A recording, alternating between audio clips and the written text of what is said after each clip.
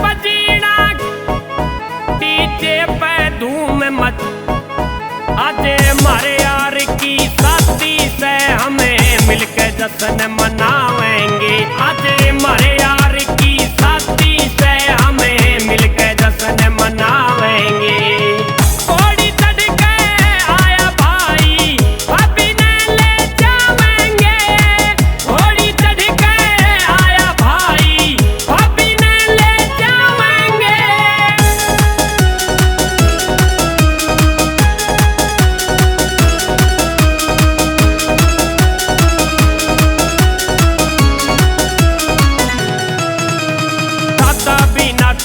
दादी भी नाचेगी, ताऊ भी नाचेगा, ताई भी नाचेगी, चाचा भी नाचेगा, चाची भी नाचेगी, मामा भी नाचेगा, मम्मी भी नाचेगी। जीजा साड़े के ब्याह में यो खुले नोट उड़ावेगा। हाँ जीजा साड़े के ब्याह में यो धोखे नोट उड़ावेगा।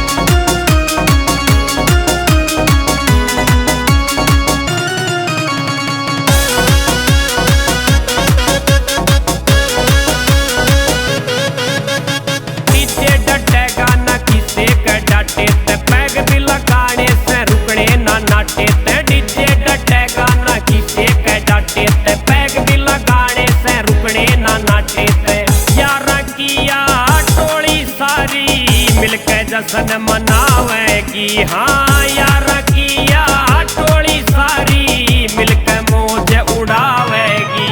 उमेश बजीना के गाने, हाँ जैद यादव के गाने डीजे पे धूम मचावेंगे। थोड़ी चढ़ के आया भाई भाभी ने ले जावेंगे। थोड़ी चढ़ के आया भाई भाभी ने ले